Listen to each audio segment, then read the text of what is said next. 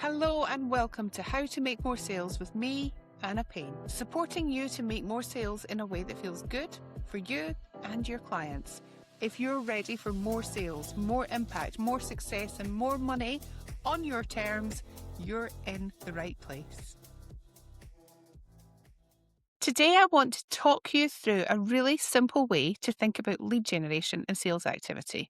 I've been using this a lot with my clients recently, and it's really been helping us see exactly where they need to focus their time and their energy. So start by imagining a dartboard or a target board with rings that go out the way and that bullseye at the centre. I want you to think about your sales plan like that target board. And at the centre are the people who are closest to buying from you. And as you move further out through the rings, yes, the opportunity is still there, but it might need more time, more trust, more nurturing. A lot of people think that lead generation means going out to find completely new people. And yes, to some extent that matters. But actually, if you want to create sales quickly, and you are listening to the How to Make More Sales podcast, so I assume that you do, the smartest place to start is often much closer to home. So make sure that you don't ignore your quickest wins and leave money and opportunity on that metaphorical table because you're too busy working on the outskirts with these new people. It's about that balance between,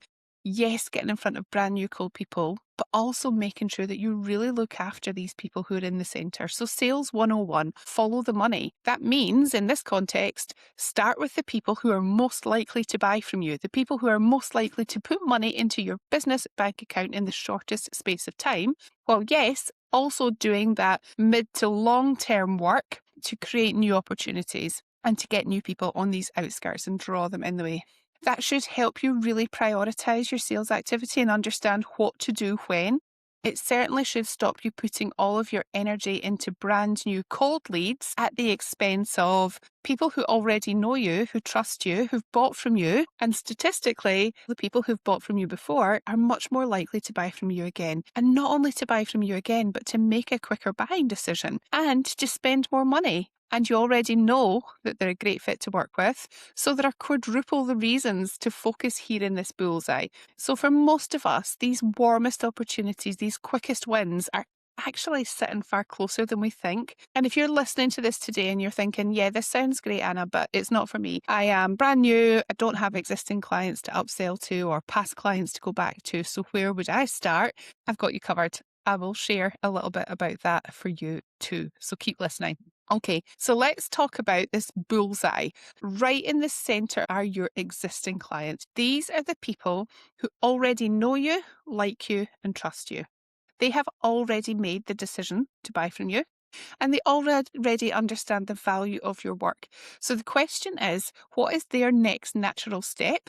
Can you retain them? Can you increase the lifetime value? Can you extend the work that you're doing? Can you offer them a deeper level of support? Can you upsell or cross-sell something that is actually really going to help them, meet them where they're at? How do you create more impact for that client? How do you serve them on a deeper level? So some examples might be a client finishes a 12-week group program and the next natural step is to come into your mastermind. Somebody buys a low-ticket training and the next useful step might be to join a group program or to book a one-to-one call with you. Maybe you go into a corporate business and you deliver a 2-hour workshop.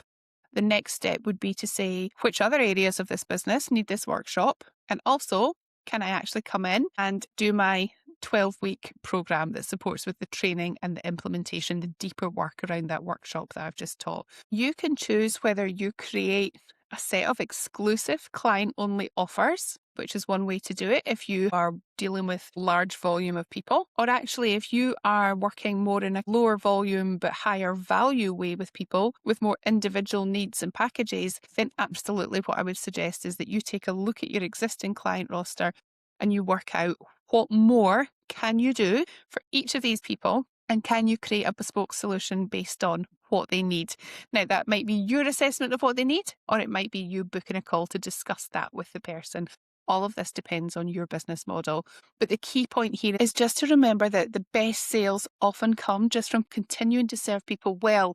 And when you deliver really well and you provide great service, that naturally can create more sales, so long as you actually create that opportunity and you ask people to buy the next thing. Now, if you are newer in business, what do you do here? Who sits at the center of this framework? Let's touch on that before we talk through the next layers. And because some of you will be listening and thinking, yeah, this does sound great, but I don't have those existing clients to upsell to. So where do I start? And this is where we can slightly reframe that center of the bullseye as not always existing buyers, but think of it as existing trust. So for an established business, that probably does sit with current clients, past clients, warm leads. But for a brand new business, that trust sits with you. It's in your wider network. That might include former colleagues, friends, family, people that you've done training with, people you know in business communities, networking contacts, suppliers, collaborators. These people might not be your buyers. And I do want to be really clear on that. This is not just about turning your friends and family lists into a list of prospective buyers that you can sell to. But it's about recognizing that nobody is brand new. Nobody is coming into this with no relationships and no trust. So think about the people who might be able to help you get closer to the right people.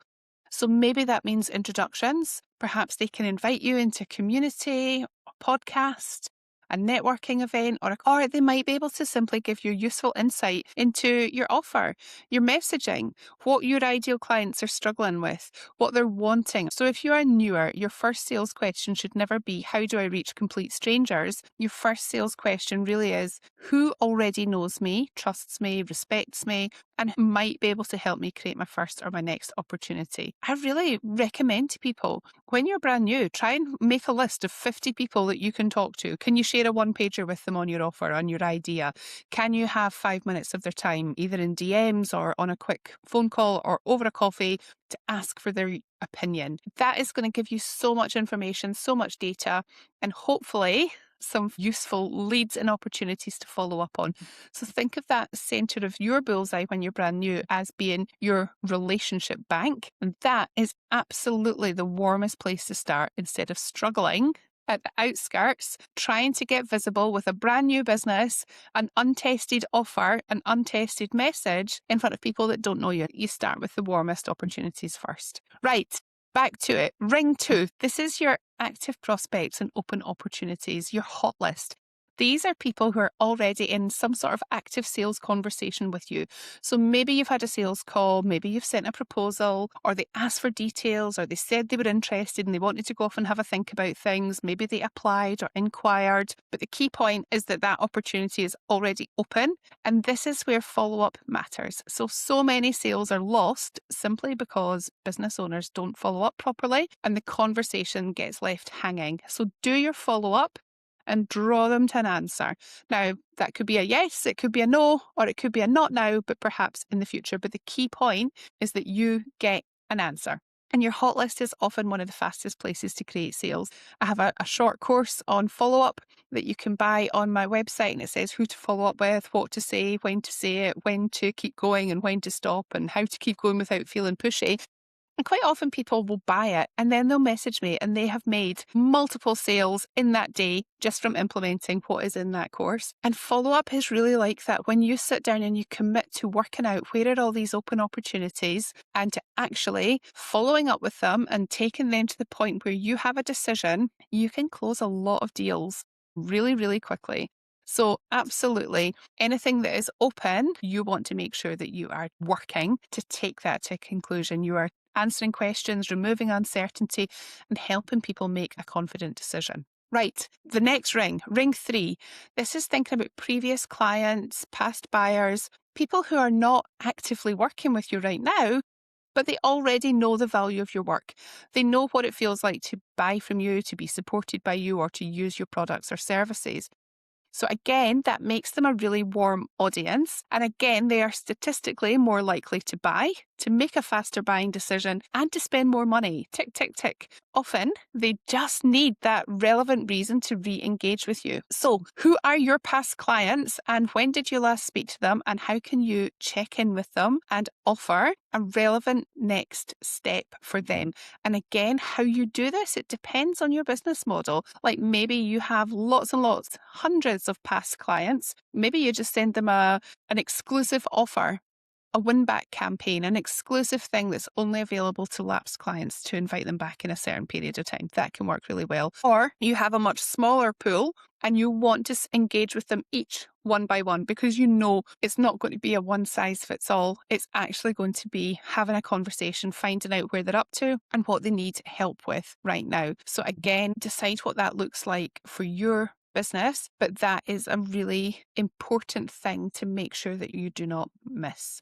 Right, ring 4. So this is older leads, people who showed some level of interest in the past but haven't bought from you yet. So maybe the timing was wrong, maybe the offer wasn't the right fit, or maybe they got busy and you forgot to follow up and so it just went adrift. Whatever it is, we want to try and reactivate these people, because just because it didn't convert at the time, it doesn't mean that the opportunity is gone. The better question is actually, do they still have the problem or the goal that they wanted your help with? And absolutely, it is your job to find that out.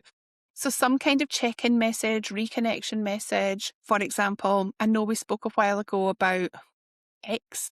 I wondered if this is still something that you're working on or something that you want help with. Hey, when we last spoke, I know you were looking at XYZ. How's that gone? Is this still something that you are looking at? Or it might be, hey, I've been helping lots of clients with X at the moment, and it reminded me of our previous conversation. I know at the time it wasn't quite right for you to move ahead with, but if this is still something you're interested in, I'd love to have a chat with you. Should we arrange time to have a chat, or would you like me to send you any information? So it's kind of just like a warm check-in, but also you can explain the purpose of why you're checking in. I'm checking in because I remembered, or because I wondered, or because I'm doing a lot of work around this, or because I've got something coming up that I think could be a good fit for you. So remember the P's of personal outreach. It is personalized. It is professional, it's to the point, and it is permission based. And actually, I've been doing some work with my people who are doing a sales sprint challenge with me just now, and they're like, oh, is it too late to message this person? I've not spoken to them for a year. Absolutely not. If somebody's known you and liked you and had a good conversation with you, their mind doesn't go blank just because it's been a year since you spoke to them.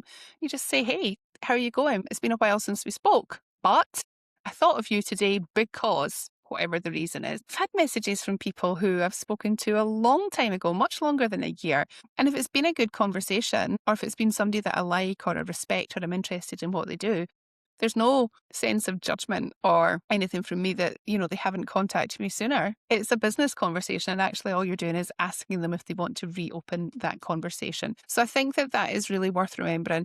And just to know that either a no or a not now or an inquiry that just kind of petered out without a definite answer, none of that means that it's a no, never. And actually, following up with people is just part of good service. It's part of having that relationship. People are busy, people forget, priorities change. So actually, thoughtful check-ins at relevant points can reopen really valuable conversations and opportunities for you. Right, the next ring 5. This is your existing audience. These are people who know you exist. They might watch quietly what you're doing. They might read your content. Maybe they like or save or click, but they've not actually started that sales conversation yet.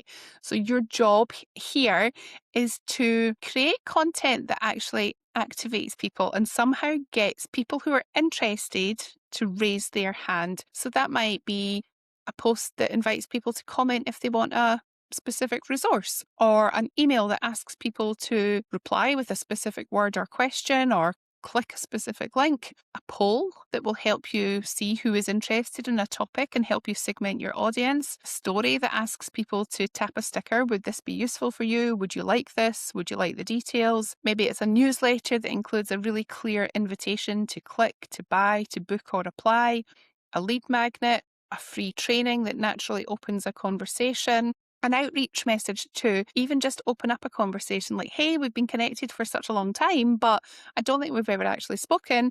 I just thought I'd say hi.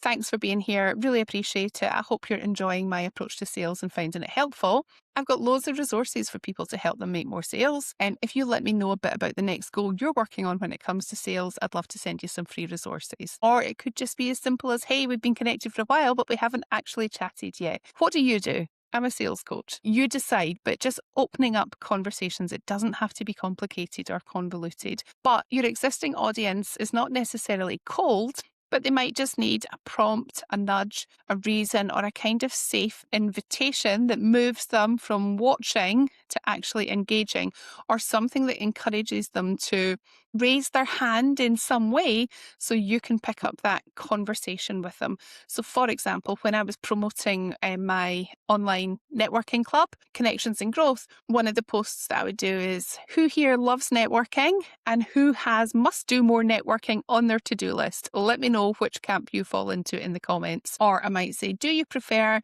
online networking or networking events in real life? And then whatever people come back with, I can reply to their comment. I can message them. Thanks so much for letting me know your thoughts on networking.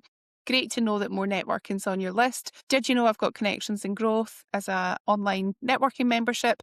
Everybody gets their first month for free. I'd love to invite you along, and I can send you the link to claim your first month for free if you'd like to come and try it. Let me know. So it's just, again, it's a really easy way. And every single time I do that, that draws people out. I have conversations with people, and then those people typically will go on to make that purchase. And that's only not only for networking, that could be for anything. I could be like, who here believes that they can double their sales in the next 90 days if they focus on the right action and strategy? Let me know in the comments. And then that identifies to me the people who want to do that, people who've got that ambition, people who've got that belief, or the people who think, oh, I'd love to, but I've got no idea how to make it happen. I might message them and say, send me a voice note, 2-minute voice note, tell me what's going on in your business, and I bet you I can find 1 or 2 things that you can do right now that will help you. So it just opens up conversations. It's not about directly trying to sell something immediately. It's just about getting these people to somehow raise their hand so you can make an invitation, or so you can create that conversation that will lead to that. Right. And we're working our way ever further outwards now. So we're now at ring 6. This is new visibility and new connections. It's the outer ring, basically. So it's colder here. This is where you get in front of people who do not yet know that you exist, and you let them know that you're here. And this really matters. But my problem with this is that a lot of people are taught this as the lead generation strategy, and they're not actually generating leads. They might just be collecting followers. It is not the fastest place to start if you want to make sales. It's a longer term strategy. So absolutely, it builds the top of your funnel and creates future leads and future conversations and future opportunities. But do not direct all of your energy and attention here at the expense of the easier wins further in towards the centre of the board, the people who actually already know you and like you and would probably be really chuffed if you reached out to them. Okay, so back to this outer layer. If we're thinking about this like the solar system, this is like your faraway planets. They're cold and they're a bit dark, but it is, you get out there. So there are 2 strategies here that I recommend. The first is that you optimize your social media profile or profiles, and you make sure that they really act as a good, clear, compelling shop window. They show your face, they show your name or your business name, what you do, who you help, and why people should choose you, with a very clear call to action. Take this step, apply here, learn more here, and maybe you have pinned client results and reviews that are really compelling and build trust. Maybe you have a list of ways to work with you. You have a free resource or a free training. But basically optimize your profile so anybody can land on it, and in 10 seconds they will know who you are, what you do, why it should matter to them, and what you want them to do next. And then once you've done that, just get to sending out new invites, new connection requests every day. Set yourself a number. Say it's 10. Don't overthink who to connect with. I don't overthink it. I don't go into every individual profile and think, are you a perfect fit client? Would I love to work with you forever? I literally will just select things that seem mainly relevant to, but when I'm just sending out connection requests, I really don't overthink it, and I don't think you should either. If it's obvious, for example, you target HR managers or employee well-being department heads within a specific industry or a specific geography, of course be that targeted. But if it's not, it doesn't matter. Don't overthink it. But optimize your profile, send out your new invitations daily, set yourself a number. I think sending out 10 new invitations to connect a day is really easy. Don't do anything else, but then when people accept, open up a conversation with them. So that's the first strategy for bringing new people in. Second strategy, leverage other people's audiences. Work out where are your ideal clients hanging out en masse, and then make sure that you are there. So pitch to be a podcast guest.